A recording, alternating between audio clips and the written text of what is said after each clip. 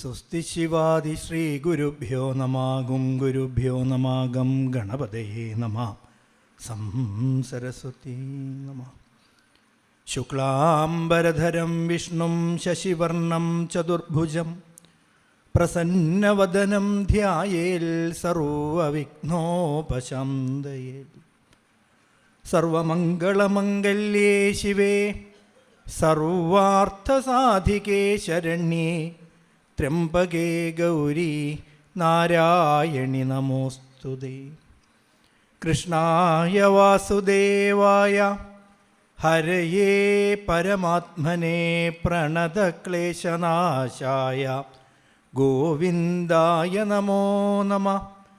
സച്ചിദാനന്ദരൂപായ വിശ്വോൽപത്യാദിഹേതവേ താപത്രയവിനാശായ ശ്രീകൃഷ്ണായ വയം നമഃ. ഓം നമഃ ശിവായ. വല്ലഭക്ഷോണീശുകീർത്തിമന്ദം നാരായണായേതി സദാ ജപന്തം ശ്രീകൃഷ്ണപാദാബ്ജമധുവ്രതം തം നമാമി നിത്യം പിതരം കുമാരം ഗുരും കുമാരം പ്രണതോസ്മി നിത്യം. ശ്രീ അച്യുതം നതോസ്മി. ഋഷിഭ്യോ നമഃ വംശഋഷിഭ്യോ നമഃ പരമഋഷിഭ്യോ നമഃ ഗുരുഭ്യോ നമഃ ഭക്തേഭ്യോ നമഃ പരമഭാഗവതേഭ്യോ നമഃ. ശ്രീ ഗുരുവായൂരപ്പാ ശരണം. ശ്രീ ഗുരുവായൂരപ്പാ ശരണം. ശ്രീ ഗുരുവായൂരപ്പാ ശരണം. ഹരേ രാമ മന്ത്രം ജപിച്ച് നമുക്ക് ആരംഭിക്കാം. എല്ലാവരും ഒരുമിച്ചൊന്ന് ജപിക്കാം. ഹരേ രാമ ഹരേ രാമ രാമ രാമ ഹരേ ഹരേ ഹരേ കൃഷ്ണ കൃഷ്ണ കൃഷ്ണ ഹരേ ഹരേ. ഹരേ രാമ ഹരേ രാമ രാമ രാമ ഹരേ ഹരേ ഹരേ കൃഷ്ണ കൃഷ്ണ കൃഷ്ണ കൃഷ്ണ ഹരേ ഹരേ. ഹരേ രാമ ഹരേ രാമ രാമ രാമ ഹരേ ഹരേ ഹരേ കൃഷ്ണ കൃഷ്ണ കൃഷ്ണ കൃഷ്ണ ഹരേ ഹരേ. ഗുരുവായൂരപ്പാ ശരണം. ശ്രീ ഗുരുവായൂരപ്പൻ്റെയും ശ്രീ മഹാദേവൻ്റെയും പ്രത്യേക വാത്സല്യത്തോടുകൂടി ഗുരുവായൂരപ്പനും ഈ പെരുന്തട്ട മഹാദേവ തേവരും കൂടി കൈകോർത്ത് പിടിച്ച് ഉത്സവമായിട്ട് കൊണ്ടാടണു 41ാമത് ഭാഗവത സത്രം. ഇങ്ങനെയാണ് ഇവർ തമ്മിലുള്ള അടുപ്പം എന്ന. ഈ മഹാദേവനെ ഏറ്റവും ഇഷ്ടപ്പെട്ട വഴിപാട് എന്താണെന്നറിയോ? പല വഴിപാട് നമ്മൾ കഴിക്കില്ലേ? ഏറ്റവും ഇഷ്ടപ്പെട്ട വഴിപാട് എന്താ? ധാര എന്നാ പറയുക അല്ലേ? ആ അക്ഷരം തിരിച്ചിട്ട് നോക്കൂ. അതന്നെ. എന്താ? രാധ. അപ്പോൾ ഒരേ കാര്യം തന്നെയാണ് ഗുരുവായൂരപ്പനായാലും ഈ മഹാദേവർക്കായാലും ഒക്കെ ഭക്തന്മാരെയാണ് അവർക്കൊക്കെ വലിയ ഇഷ്ടം. അപ്പം മഹാദേവനിൽ നിന്ന് വേണം നമ്മൾ ഭാഗവതമൊക്കെ തുടങ്ങാൻ. ഗുരവേ സർവലോകാനാം ഭിഷജേ ഭവരോഗിണാം നിധയേ സർവവിദ്യാനാം ദക്ഷിണാമൂർത്തയേ നമഃ. സകല വിദ്യകളുടെയും ഗുരുനാഥനായിട്ട് മഹാദേവനെ പറയും. അതേപോലെ തന്നെയാണ് വസുദേവസുതം ദേവം കംസചാണൂരമർദ്ദനം ദേവകീ പരമാനന്ദം കൃഷ്ണം വന്ദേ ജഗദ്ഗുരും. ഈ മഹാദേവന് മാത്രമുള്ളൊരു പ്രത്യേകത എന്താണെന്നറിയോ? മൂന്നാമതൊരു കണ്ണുണ്ട് മഹാദേവന്. മൂന്നാമത്തെ തൃക്കണ്ണ് എന്നൊക്കെ നമ്മൾ പറയും. കുട്ടികളൊക്കെ നമ്മളോട് ചോദിക്കും എന്താ? എല്ലാ ദേവീദേവന്മാർക്കും 2 കണ്ണേ ഉള്ളൂ. ഈ മഹാദേവൻ എന്താ മൂന്നാമത്തെ കണ്ണ്? നമ്മളെന്താ ഇതുവരെ പറഞ്ഞു കൊടുത്തിട്ടുള്ളത്? നല്ലോണം ശ്രദ്ധിക്കണം. ആ കണ്ണങ്ങോട്ട് തുറന്നാൽ ആ കണ്ണിൻ്റെ ഉള്ളിൽ നിന്ന് പുറത്തേക്ക് വരുന്നത് അഗ്നിയാണ്. മുമ്പിലുള്ളത് മുഴുവൻ കത്തിച്ചാമ്പലാകും. ഇതൊക്കെ പറഞ്ഞു കൊടുത്തു. അന്ന് വൈകുന്നേരം അമ്മ ചോദിച്ചു, കുട്ട അമ്പലത്തിലേക്ക് പോരുന്നുണ്ടോ? കുട്ടി ചോദിച്ചു, ഏത് അമ്പലത്തിലേക്ക് അമ്മയെന്ന്. പറഞ്ഞത്, ആ പെരുന്തട്ട അമ്പലത്തേക്കാണ്, മഹാദേവൻ്റെ അടുത്തേക്കാണ്. അയ്യോ ഞാനില്ല. എന്തേ കാരണം? ഞാൻ ചെല്ലണ നേരത്തെങ്ങാനും മഹാദേവൻ ആ മൂന്നാമത്തെ കണ്ണ് മുഴിക്കാൻ തുടങ്ങിയല്ലേ. ഇപ്പം ഇവിടെ ഈ മൂന്നാമത്തെ കണ്ണ് വാസ്തവത്തിൽ എന്താ? ഇതിനെയാണ് ജ്ഞാനചക്ഷുസ് എന്ന് പറയുക. ഇതൊക്കെ നമുക്കും ഉണ്ട് കേട്ടോ. പക്ഷെ നമ്മൾ ജ്ഞാനചക്ഷുസ് എന്നൊന്നുമല്ല പറയുക. നമ്മൾ പറയുക എന്താ? അകക്കണ്ണ് എന്നാ. കണ്ണു വേണം ഇരുപുറമെപ്പോഴും, കണ്ണു വേണം മുകളിലും താഴേം, ഉള്ളിലെപ്പോഴും കത്തിജ്വലിക്കുന്ന ഉൾക്കണ്ണു വേണം അണയാത്ത കണ്ണ്. ഉൾക്കണ്ണു വേണം അണയാത്ത കണ്ണ്. അത് ജ്ഞാനചക്ഷുസ്സാ. ഗുരുവായൂരപ്പൻ അർജുനനോട് പറഞ്ഞില്ലേ, അർജുന നിൻ്റെ ഈ 2 മാംസചക്ഷുസിനെ കൊണ്ട് നോക്കിയാൽ എന്നെ ഉൾക്കൊള്ളാൻ കഴിയില്ല. അപ്പോൾ ആ വിഭൂതി വിസ്തരയോഗം പറഞ്ഞേ ഉള്ളൂ അല്ലേ. എൻ്റെ വിഭൂതികളെ കാണണമെങ്കിൽ ഈ മാംസചക്ഷുസ് കൊണ്ട് സാധിക്കില്ല. അതുകൊണ്ട് ദിവ്യം ദദാമി തേ ചക്ഷു, നിനക്ക് ദിവ്യങ്ങളായ 2 കണ്ണ് ഞാൻ തരാം. ആ ജ്ഞാനചക്ഷുസ് തുറന്നാൽ, പറഞ്ഞത് വളരെ ശരിയാ, എന്താ? മുമ്പിലുള്ളതൊക്കെ നശിക്കും. ഇപ്പം എന്താ മുമ്പിലുള്ളത്? ഈ ലോകം. നമ്മുടെയൊക്കെ ധാരണ എന്താ? ഈ ലോകം എന്നെന്നും നിലനിൽക്കുന്നതാണ്, അനശ്വരമാണ്. എന്നാൽ ജ്ഞാനമാകുന്ന കണ്ണ് തുറന്ന ജ്ഞാനാഗ്നി പുറത്തേക്ക് അങ്ങോട്ട് ഒഴുകിയാൽ ഈ ലോകം മുഴുവൻ ഇല്ലാണ്ടാവും. എന്ന് പറഞ്ഞാൽ ഈ ലോകചിന്ത ഇല്ലാണ്ടാവും. അതുതന്നെയാണ് ജ്ഞാനം. ഉള്ളിൽ ജ്ഞാനം ഉറച്ചാൽ ഇതൊക്കെയാണ് യഥാർത്ഥത്തിൽ ഉള്ളത് എന്ന തോന്നൽ ഇല്ലാണ്ടാവും. ഉള്ളതൊന്നുമുള്ളതല്ല, ഉള്ളതിന് നാശമില്ല, നാശമുള്ളതുള്ളതല്ല, ഉള്ളതിൻ്റെ ഉള്ളിലുണ്ട് ഒരുള്ളതായത്. ആ ഉള്ളതായത് മാത്രമേ ഉള്ളൂ, ബാക്കിയെല്ലാം നശിക്കുന്നതാണ് എന്ന ബോധം തരുന്നത് മഹാദേവൻ. അതുപോലെയാണ് ഏത് ഗ്രന്ഥത്തെ പരിശീലിക്കുമ്പോഴും പഠിക്കുമ്പോഴും അനുസന്ധാനം ചെയ്യുമ്പോഴും ഈ 2 തലമുണ്ട് എന്ന. ഒന്ന് ബാഹ്യമായ തലം, ഒന്ന് ആന്തരികമായ തലം. ഇപ്പോൾ നോക്കൂ, ഏകാദശ സ്കന്ധത്തിൽ നമ്മൾ എത്തി നിൽക്കുന്നു. ഭാഗവതത്തിനും അങ്ങനെ തന്നെയാട്ടോ. 2 തലമുണ്ട്. ബാഹ്യമായൊരു തലമുണ്ട്, ആന്തരികമായൊരു തലവും ഉണ്ട്. ജ്ഞാനം പരം ഗീയതേ, ആന്തരികമായ തലമാണ്. ഭക്ത്യാ ഭാഗവതം ജ്ഞേയം, അതും ഒരു തലം തന്നെയാണ്. അപ്പോൾ നോക്കൂ, ഭാഗവതത്തിൻ്റെ കഥകളൊക്കെ നമ്മൾ ആസ്വദിച്ച് കേട്ടു. ശ്രീമൽ ഭാഗവതാഖ്യോയം പ്രത്യക്ഷ കൃഷ്ണയേവ ഹി സ്വീകൃതോസി മയാ നാഥ മുക്ത്യർത്ഥം ഭവസാഗരേ. ഈ കഥകളൊക്കെ എന്തിനാ ശ്രദ്ധിച്ച് കേട്ടത്? മുക്ത്യർത്ഥം, മുക്തി ലഭിക്കാൻ വേണ്ടിയിട്ട്. ഏകാദശ സ്കന്ധത്തിന് ലക്ഷണം തന്നെ മുക്തി. ആ ഏകാദശ സ്കന്ധത്തിലൂടെ കടന്ന് 18 അധ്യായങ്ങൾ ഇപ്പോൾ സമർപ്പിച്ചു കഴിഞ്ഞു. 19ാമത്തെ അധ്യായത്തിൽ നമ്മൾ എത്തി നിൽക്കുന്നു. ദശമസ്കന്ധം കഴിഞ്ഞ് ഏകാദശം. ദശമസ്കന്ധം എന്ന് പറയുന്നത് ഭഗവാന്റെ മുഖമാണ് എന്നൊക്കെയാ പറയുക. അപ്പോൾ ഭഗവാന്റെ മുഖകമലമാണ് ദശമസ്കന്ധമെങ്കിൽ ആ കഥകളൊക്കെ നോക്കൂ, എത്ര ആസ്വാദ്യകരമായിരുന്നു. ഭഗവാന്റെ തിരുവവതാരം തൊട്ട് മുമ്പുള്ള അധ്യായം വരെ എത്ര മനോഹരമായിട്ട് ആ കഥകളൊക്കെ നമ്മൾ കേട്ടത്. കണ്ണൻ കപടഗോപാലൻ കൈവല്യാംബുഘനാഘനം ചെയ്ത കാര്യം സകലവും ജഗന്മോഹനമോഹനം. അത്രയും മോഹിപ്പിക്കുന്ന കഥകൾ, ലീലകൾ ഇവിടെ അടിത്തീർത്തു. പക്ഷേ അത് ഹൃദയം കൊണ്ടൊക്കെയാണ് നമ്മൾ കേട്ടത്. എന്നാൽ ഏകാദശ സ്കന്ധത്തിലേക്ക് എത്തുമ്പോൾ അതിനുള്ളിലൂടെ നമ്മളൊന്ന് കടന്നു പോകണു. ഇതുവരെ വൈകാരികമായി ഈ കഥകളെ കേട്ട് ആനന്ദിച്ചെങ്കിൽ ഇനി വൈചാരികമായൊരു ഭാവത്തിലേക്ക് നമ്മൾ എത്തുന്നു. അതാണ് ഞാൻ പറഞ്ഞത്, ബാഹ്യമായ തലം വിട്ട് ആഭ്യന്തരമായ തലത്തിലേക്ക്. ഇതുവരെയൊക്കെയുള്ളത് പ്രവൃത്തി ലക്ഷണമായിരുന്നുവെങ്കിൽ ഇനി ഇതാ നിവൃത്തി ലക്ഷണത്തിലേക്ക് പോകണു. ദശമസ്കന്ധം നിരോധമായിരുന്നുവെങ്കിൽ നിരോധോ മുക്തി, നിരോധത്തിൽ നിന്നും മുക്തിയിലേക്ക്. അപ്പം മുക്തിയിലേക്കുള്ള വഴി എന്താണെന്ന് ഇപ്പം തന്നെ പറഞ്ഞു, നിരോധമാണ്. എന്താ നിരോധം? ഭഗവാനല്ലാതെയുള്ള എല്ലാറ്റിനെയും നിരോധിക്കുക.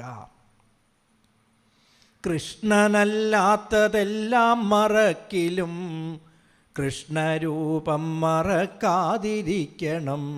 കൃഷ്ണനല്ലാത്തതെല്ലാം മറക്കിലും കൃഷ്ണനാമം മറക്കാതിരിക്കണം. ബാക്കിയൊക്കെ മറന്നോളൂ, ഈ ഗുരുവായൂരപ്പനെ മാത്രം ഓർത്തോളൂ. അതാണ് മുക്തിയുടെ ലക്ഷണം. അപ്പോൾ മുക്തി മുക്തി എന്നൊക്കെ നമ്മൾ ധാരാളമായിട്ട് കേട്ടിട്ടുണ്ട് അല്ലേ? മോക്ഷം നമ്മൾ പറയുകയും ചെയ്യും, മോക്ഷം തരണേ ഭഗവാനെ. എന്താ ഈ മോക്ഷം എന്ന് പറയുന്ന സാധനം? നമ്മുടെ ധാരണയിൽ എന്താ, ഈ ഇരിപ്പിൽ നിന്ന് എങ്ങനെ ഉയർന്നിട്ട് അങ്ങോട്ട് പോകണം അല്ലേ? അവിടെ നല്ല സുഖമായിട്ടൊരു സ്ഥലമുണ്ട്, പിന്നെ അവിടെ എങ്ങനെ സുഖമായിട്ടിരിക്കുക, 4 നേരം ഭക്ഷണം. ഈ സത്രവീതിയിൽ വരണ പോലെ തന്നെയാണ്, ഭക്ഷണമൊന്നും ഇവിടെ ഉണ്ടാക്കണല്ലോ, ഒക്കെ മുമ്പിലേക്ക് വരും, സുഖമായിട്ട് ഇവിടെ അങ്ങനെ ഇരിക്കുക അല്ലേ? അങ്ങനെ ഒന്നും വിചാരിക്കരുതേ. മോഹങ്ങൾ ക്ഷയിക്കലാണ് മോക്ഷം എന്നൊക്കെ ആചാര്യന്മാർ പറയും. വാസ്തവത്തിൽ മോക്ഷം തന്നെ പലതരത്തിലാണ്. ഇപ്പോൾ ആദ്യമായിട്ട് പറയും സാലോക്യമുക്തി. നമ്മൾ കേട്ടിട്ടുണ്ടല്ലേ? സാലോക്യമുക്തി, സാരൂപ്യമുക്തി, സാമീപ്യമുക്തി, സായുജ്യമുക്തി, സാഷ്ടിമുക്തി, ഇങ്ങനെ അനവധി മുക്തി പ്രകാരങ്ങൾ തന്നെ ഉണ്ട് എന്നാണ്. ഇതിൽ സാലോക്യമുക്തി എന്താ? ഭഗവാന്റെ വൈകുണ്ഠ ലോകത്തിലേക്ക് എത്തിച്ചേരുക. വൈകുണ്ഠം അല്ലേ? ഇവിടെ വരണ വഴിക്കൊരു ബോർഡ് കണ്ടു, ഇപ്പം ഇങ്ങോട്ട് വരുമ്പോൾ വൈകുണ്ഠം. ഇംഗ്ലീഷിൽ വൈ എന്ന് പറഞ്ഞാൽ എന്താ? എന്തിനാ? കുണ്ഠം എന്ന് പറഞ്ഞാൽ കുണ്ഠത. വൈകുണ്ഠം എന്താ അർത്ഥം എന്ന് പറയുക? എന്തിനാ ഈ കുണ്ഠത, എന്തിനാ വിഷമിക്കണത്? അതാണ് വൈകുണ്ഠം. അപ്പോൾ കുണ്ഠതയുടെ ആവശ്യമില്ല, വിഷമത്തിൻ്റെ ആവശ്യമില്ല, വിഷമമില്ലാത്ത സ്ഥലമാണ് വൈകുണ്ഠം. സാലോക്യം, ആ ലോകത്തിലേക്ക് എത്തുക. അതിനെന്താ എളുപ്പ വഴി എന്നറിയോ? പ്രഹ്ലാദകുമാരൻ പണ്ട് പറഞ്ഞു വെച്ചിട്ടുണ്ട്. ശ്രവണം, കീർത്തനം, വിഷ്ണോ സ്മരണം, പാദസേവനം, അർച്ചനം, വന്ദനം, ദാസ്യം, സഖ്യം, ആത്മനിവേദനം, ഇതി പുംസാർപ്പിത വിഷ്ണോ ഭക്തിശ്ചേത് നവലക്ഷണ. ശ്രവണകീർത്തനാദികൾ കൊണ്ട്, ആ ശ്രവണകീർത്തന ചര്യകൾ കൊണ്ട് സാലോക്യമുക്തി. ഇനി അടുത്തത് സാമീപ്യമുക്തി. എന്താ സാമീപ്യമുക്തി? ക്രിയകളിലൂടെ എന്ന് പറഞ്ഞാൽ പൂജകളിലൂടെ. ഇതുകൊണ്ടാണ് ഇതിനു മുമ്പ് കപിലയത്തിലൊക്കെ നമ്മൾ പഠിച്ചില്ലേ ക്രിയായോഗം അല്ലേ?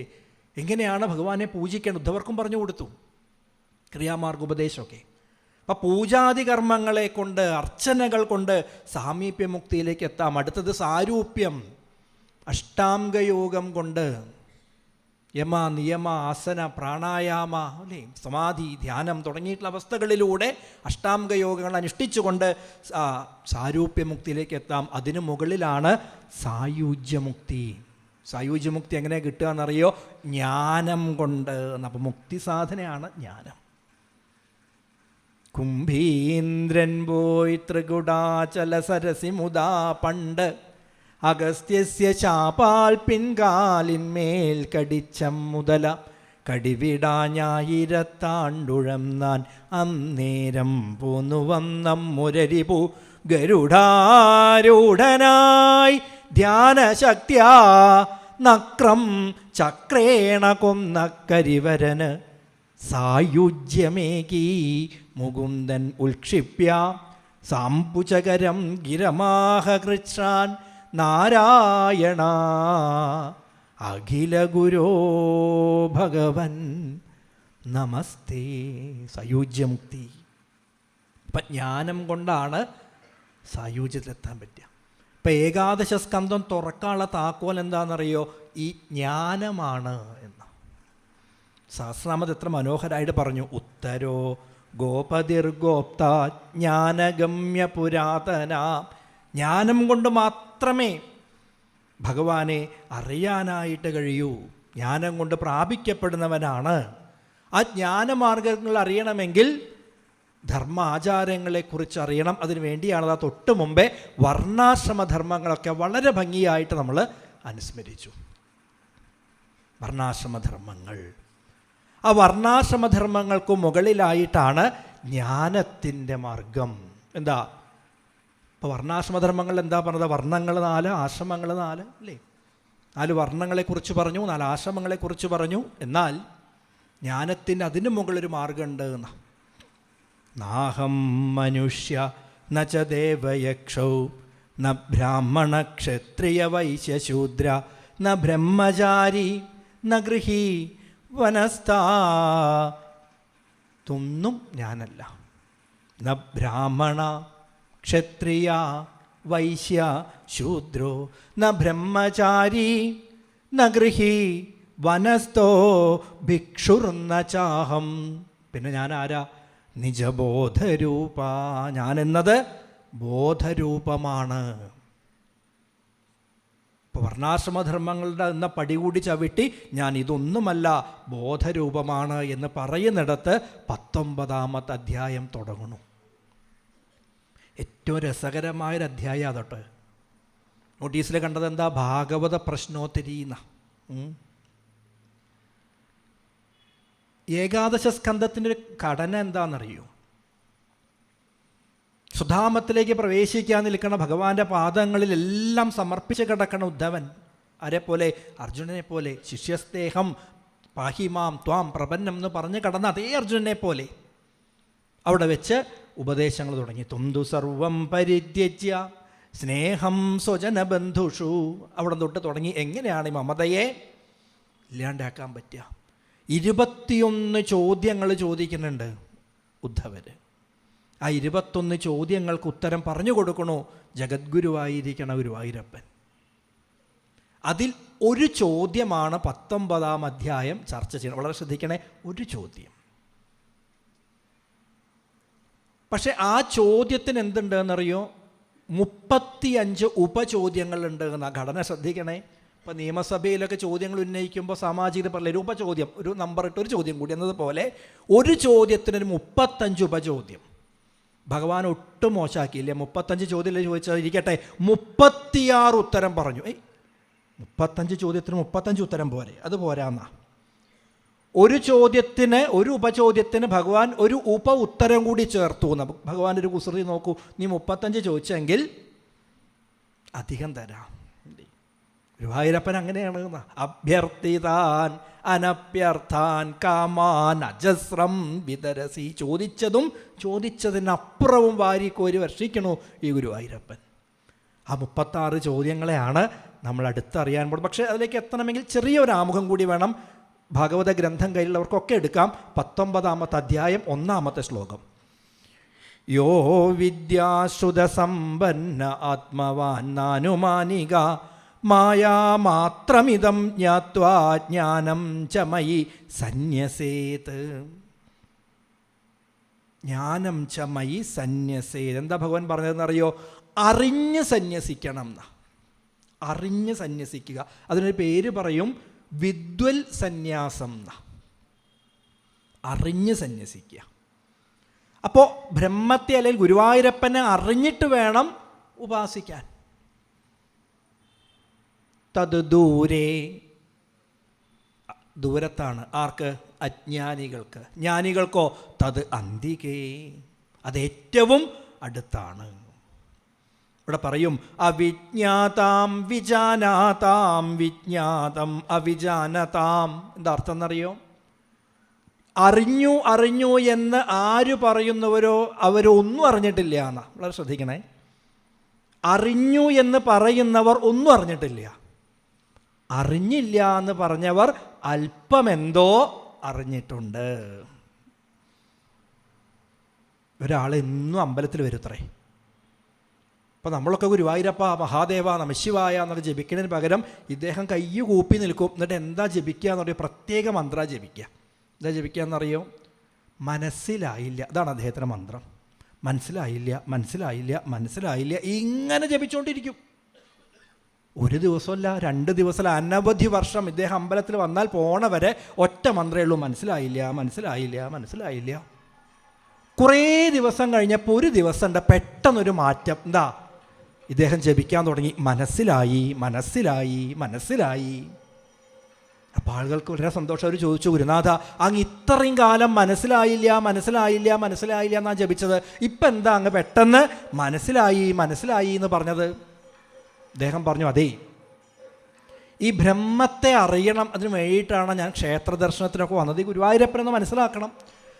പക്ഷേ എന്നും ഇവിടെ വന്ന് പൂജിച്ചിട്ടും നമസ്കരിച്ചിട്ടും നാമം ജപിച്ചിട്ടൊന്നും എനിക്ക് തത്വത്തെ വേണ്ട അത്ര മനസ്സിലായില്ല. അതാണ് ഞാൻ എന്ത് പറഞ്ഞു നടന്നത്?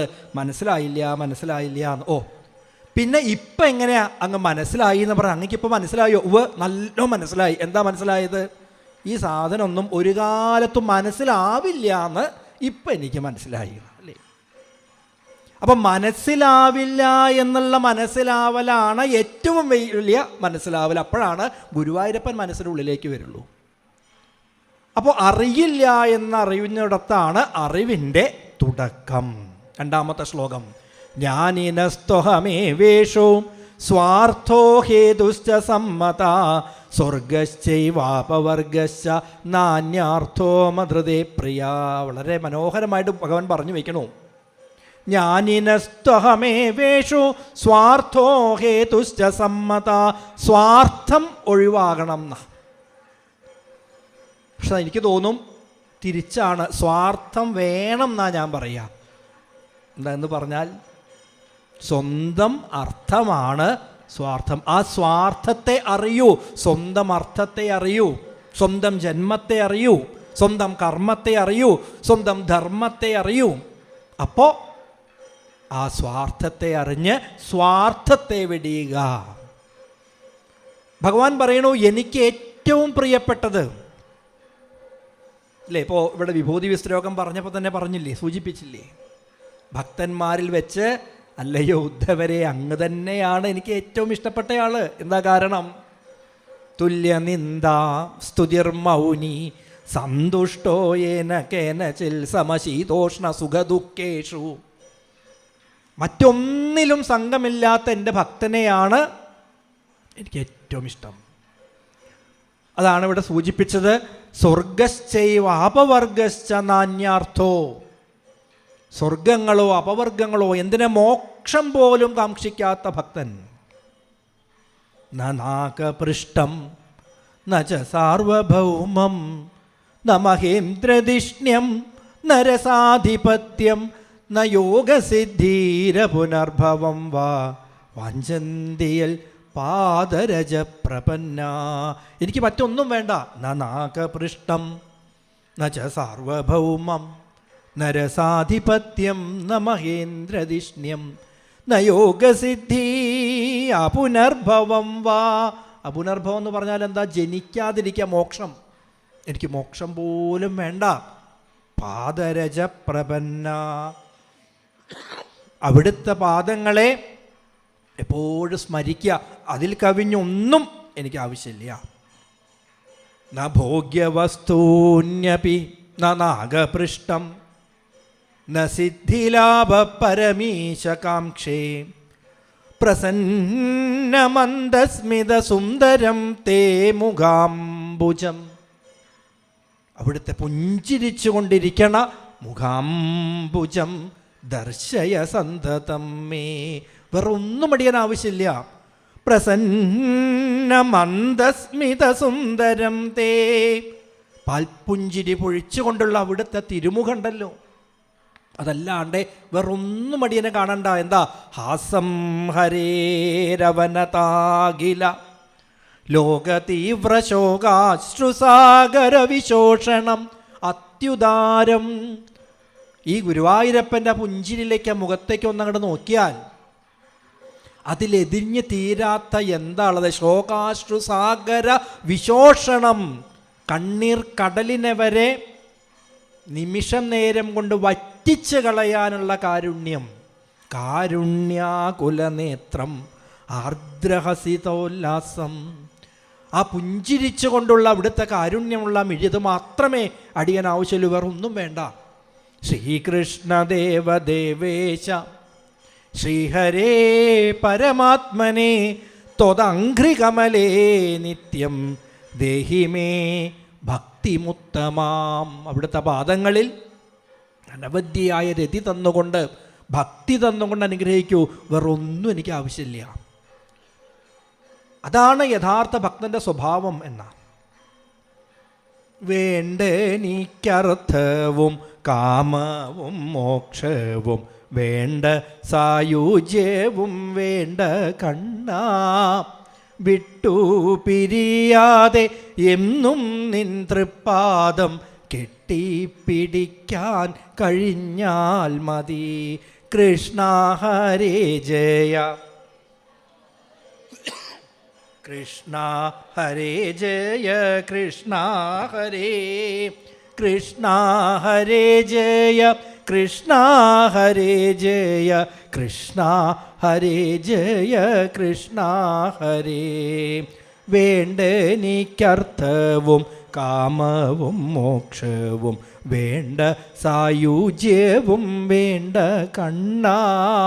വിട്ടു പിരിയാതെ എന്നും നിൻ തൃപ്പാദം കെട്ടിപ്പിടിക്കാൻ കഴിഞ്ഞാൽ മതി.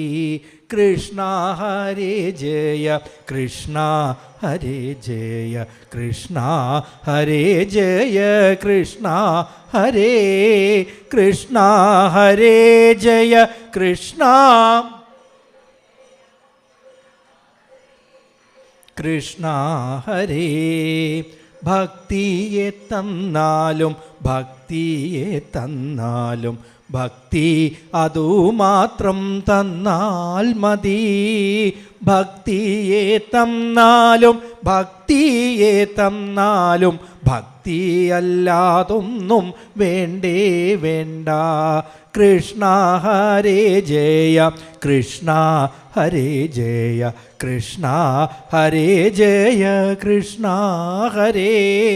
കൃഷ്ണ ഹരേ ജയ കൃഷ്ണ ഹരേ ജയ കൃഷ്ണ ഹരേ ജയ കൃഷ്ണ ഹരേ.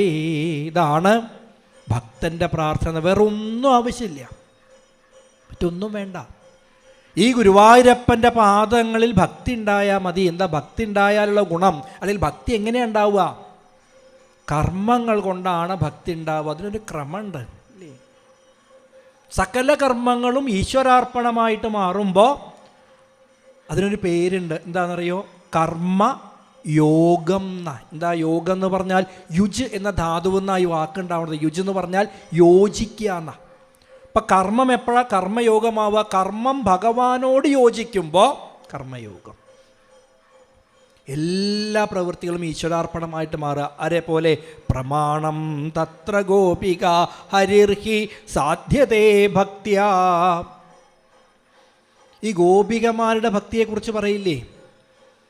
അവരെ സംസ്കൃതവും പഠിച്ചിട്ടില്ല, വേദവും പഠിച്ചിട്ടില്ല, യാഗവും ചെയ്തിട്ടില്ല. തേനാധീത ശ്രുതിഗണ നോപാസിത മഹത്തമാ ഔവ്രത തപ്തതപസ സത്സംഗാൻമാമുപാഗത. ഔവ്രത തപ്തത, ഒരു വ്രതമൊന്നും അനുഷ്ഠിച്ചിട്ടില്ല.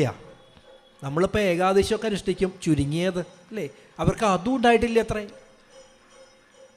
തേ നാധീത ശ്രുതിഗണ, തേ ശ്രുതിഗണ നാധീത. വേദങ്ങളൊന്നും അവർ കണ്ടിട്ട് പോലുമില്ല.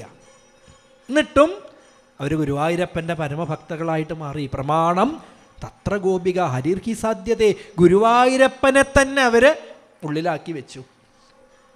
എന്താ? എന്ത് ചെയ്താലും അതൊക്കെ കൃഷ്ണാർപ്പണം. എന്ത് ചെയ്താലും. പ്രത്യൂഷശീലുദ്ധിതരായി കൈകഴുകി ഭദ്രദീപം കത്തിച്ച് നൽകട്ടത്തയിർ കടഞ്ഞിടുമ്പോൾ ആമോദമോടമ്പാടിയിൽ പെൺകീടാങ്ങൾ പാടിയിടുന്നു രാമ കൃഷ്ണ വാസുദേവ എന്നിപ്രകാരം. രാമ കൃഷ്ണ വാസുദേവ ഗോവിന്ദ ദാമോദര മാധവേതി. നോക്കൂ, അതായിരുന്നു അവരുടെ ഭക്തി. എന്ത് ചെയ്യുമ്പോഴും ആ കർമ്മം എവിടേക്കെത്തും? ഭക്തിയിലേക്ക് എടുത്തതും. അടുത്ത പടി എന്താണെന്നറിയോ? ഭക്ത്യാ ജ്ഞാനം പ്രജായത്തെ. ആ ഭക്തി ഉറച്ചാൽ പിന്നെ ജ്ഞാനം സ്വയമേവ വരുന്ന. ഏതുപോലെ? ഇരുട്ട് നിറഞ്ഞ മുറിയിലേക്ക് ഒരു വിളക്ക് കൊളുത്തി അങ്ങോട്ട് കയറിയാൽ മതി. പിന്നെ നമ്മൾ പ്രത്യേകം പറയൊന്നും വേണ്ട. എന്ത്? ഇരുട്ടെ, ഞാൻ വിളക്കുമായിട്ടാണ് വരണത്, നീയൊന്ന് മാറിപ്പോണം, ഒന്നും പറയണ്ട. ഈ വിളക്കിൻ്റെ ദീപം ജ്വലിച്ചു തുടങ്ങിയാൽ ഇരുട്ട് സ്വയമേവ ഒഴിയണത് പോലെ ജ്ഞാനപ്രകാശം മനസ്സിലങ്ങോട്ട് നിറഞ്ഞു കഴിഞ്ഞാൽ, അല്ലെങ്കിൽ ഭക്തിപ്രകാശം നിറഞ്ഞു കഴിഞ്ഞാൽ ജ്ഞാനം തേടി എത്തുക. ഈ ഭക്തിയാ ജ്ഞാനം പ്രജായത്തെ. ജ്ഞാനം ഉറച്ചാലോ ജ്ഞാനാൽ സംജായത്തെ മുക്തി. ആ ജ്ഞാനത്തിലൂടെ മോക്ഷപദത്തിലേക്കെത്താം. ഇപ്പം ചോദിച്ചു, ഇപ്പോൾ മനസ്സിലായി. എന്ത്? കർമ്മയോഗത്തിലൂടെ ഭക്തിയോഗം. ഈ ഭക്തിയോഗം എന്താ? ഒന്നുകൂടി ഒന്ന് പറഞ്ഞു തന്നാൽ. 20-ാമത്തെ ശ്ലോകം. ശ്രദ്ധാമൃത കഥായാമേ ശശ്വന്മദനു കീർത്തനം പരിനിഷ്ഠാച പൂജായാം സ്തുതുഭിസ്തവനം മമ. എങ്ങനെ ഭക്തി ഉണ്ടാവുകയെന്നാണെങ്കിൽ ശ്രദ്ധാമൃത കഥായാമേ, ശ്രദ്ധയോടുകൂടി എൻ്റെ കഥകളൊക്കെ കേൾക്കൂ. വളരെ ശ്രദ്ധിക്കണേ. എന്താ ഇപ്പോൾ ഗുരുവായൂരപ്പൻ പറയണത്? ശ്രദ്ധയോടുകൂടി കഥകൾ കേൾക്കൂ. നമ്മൾ ഭാഗവത സപ്തത്തിലിരുന്ന് കേൾക്കുകയാണ്. എങ്ങനെയാ? ശ്രദ്ധയോടുകൂടി കേൾക്കൂ. എന്താ ശ്രദ്ധ? ഇനി വരാൻ പോണു. എന്താ ശ്രദ്ധ? ഇപ്പം ഇരിക്കണ പോലെ എങ്ങനെ ഇരിക്കണതല്ല ശ്രദ്ധ. വിശ്വാസത്തോടു കൂടി കേൾക്കുക. അതാ അത്രയും ശ്രദ്ധ അല്ലേ? ഇപ്പം നമ്മുടെ ധാരണയിൽ ഇപ്പോൾ കുട്ടികളോടൊക്കെ അധ്യാപകർ ക്ലാസ് പറയും ശ്രദ്ധിച്ചിരിക്കൂ. അപ്പോൾ എന്താ അവർ ചെയ്യുക? കയ്യും കാലമൊക്കെ അടക്കിയിരിക്കും. അതല്ല ശ്രദ്ധ എന്നാ. പിന്നെയോ വിശ്വാസത്തോടു കൂടി ഭക്തിയോടുകൂടി കേൾക്കൂ. ശ്രദ്ധാമൃത കഥായാമേ, ഈ കഥകളൊക്കെ ശ്രദ്ധയോടുകൂടി കേൾക്കൂ. ശശ്വന്മദനു കീർത്തനം, അതേ ഓർഡറാണ് അല്ലേ? പ്രഹ്ലാദകുമാരൻ പറഞ്ഞ അതേ ക്രമ. ശ്രവണം, കീർത്തനം. അങ്ങനെ കഥകൾ അങ്ങനെ കേൾക്കുമ്പോഴോ കീർത്തിക്കാൻ തോന്നുകയായി എന്നാ. ഭഗവാന്റെ നാമങ്ങൾ, കീർത്തനങ്ങൾ അങ്ങനെ കേൾക്കണു, അതങ്ങനെ പാടണു. ത്വൽഭക്തിസ്തു കഥാരസാമൃതചരീ നിർമ്മജ്ജനേന സ്വയം സിദ്ധ്യന്തി വിമലപ്രബോധ പദവീം അക്ലേശതസ്തന്വതി സദ്യസിദ്ധികരി ജയത്യൈ വിഭോ സൈവാസ്തു മേ ത്വൽപദപ്രേമ പ്രൗഢി രസാർദ്രതാ ദ്രുതതരം വാതാലയാധീശ്വര. എത്ര ഭംഗിയായിട്ടാണ് ഭട്ടതിരിപ്പാട് പറഞ്ഞു വെച്ചത്. രണ്ട് വാക്കുകൾക്ക് പ്രത്യേകത. ത്വൽഭക്തിസ്തു കഥാരസാമൃതചരീ നിർമ്മജ്ജനേന സ്വയം സിദ്ധ്യന്തി വിമലപ്രബോധ പദവീം. എൻ്റെ കഥകളാകുന്ന ഈ പൊയ്കയിൽ ഒന്നങ്ങോട്ട് മുങ്ങിക്കോളൂ. മുങ്ങി നികരുമ്പോൾ സ്വയം സിദ്ധ്യന്തി ലഭിക്കുന്നു. വിമലപ്രബോധ പദവീം. അടുത്ത വാക്ക് വളരെ പ്രത്യേകത ഉണ്ടേ. അക്ലേശത, ഒരു ക്ലേശമില്ല എന്നാ. ഇപ്പം ധ്യാനയോഗം ഒക്കെ നമ്മൾ ചർച്ച ചെയ്തില്ലേ? സാംഖ്യയോഗമൊക്കെ ചർച്ച ചെയ്തില്ലേ? എത്ര പ്രയാസമുണ്ട്. ഇപ്പം നേരത്തെ ആചാര്യൻ പറയണ്ടായി ധ്യാനിക്കാതിരിക്കണതിനെ കുറിച്ചിട്ട് അല്ലേ? അല്പസമയം ചമ്മണം പടിഞ്ഞിരിക്കാൻ നമുക്ക് വയ്യ. അങ്ങനത്തെ ആളെങ്ങനെയാണ് ധ്യാനിക്കുക? അപ്പം ധ്യാനയോഗം പ്രയാസമാണ്, മനസ്സിനെ ഉറപ്പിച്ച് നിർത്താൻ പ്രയാസമാണ്, സാംഖ്യയോഗം പ്രയാസമാണ്. എന്നാൽ ഭക്തിയോഗത്തിന് ഒരു പ്രയാസവും ഇല്ല. അക്ലേശത, ഒരു ക്ലേശവും ഇല്ല. പിന്നെയോ അക്ലേശതസ്തന്വതി സദ്യസിദ്ധികരി ജയത്യൈ വിഭോ സൈവാസ്തു മേ ത്വൽപദപ്രേമ പ്രൗഢി രസാർദ്രത. ഇതൊക്കെ എങ്ങനെയാ? ദ്രുതതരം, പെട്ടെന്ന്. കാത്തിരിക്കൊന്നും വേണ്ടേ? ഭഗവത് കഥകൾ അങ്ങനെ കേട്ടാൽ ഏത് നിമിഷത്തിലാണ് ഗുരുവായൂരപ്പൻ്റെ കാരുണ്യം നമ്മളിലേക്ക് ഒഴുകിയെത്തുക എന്ന് പറയാൻ കഴിയില്ല എന്ന്. അപ്പം അതാണ് ഭക്തിയോഗത്തിൻ്റെ പ്രത്യേകത. ശ്രദ്ധാമൃത കഥായാമേ ശശ്വന്മദനു കീർത്തനം പരിനിഷ്ഠാച പൂജായാം സ്തുതിഭിസ്തവനം മമ. അങ്ങനെ സ്തോത്രങ്ങളെ കൊണ്ട്, കീർത്തനങ്ങളെ കൊണ്ടൊക്കെ എന്നെ സ്തുതിച്ചോളൂ. പോരാ, ഒന്നുകൂടി ഉണ്ട് അതിലെളുപ്പം. ഒറ്റ ഉദാഹരണം പറഞ്ഞാൽ മനസ്സിലാവും. നട്ടുച്ചയ്ക്ക് സൂര്യന് നല്ല ചൂടുണ്ട്. ഈ സൂര്യൻ്റെ ചൂട് കൊണ്ട് നടക്കാൻ നല്ല പ്രയാസമാണ് അല്ലേ? ഇനി നമ്മൾ വെറുതെ സങ്കല്പിക്കുക, നമ്മളിപ്പോൾ നടക്കണ ഏതിലൂടെയാണെന്നറിയോ?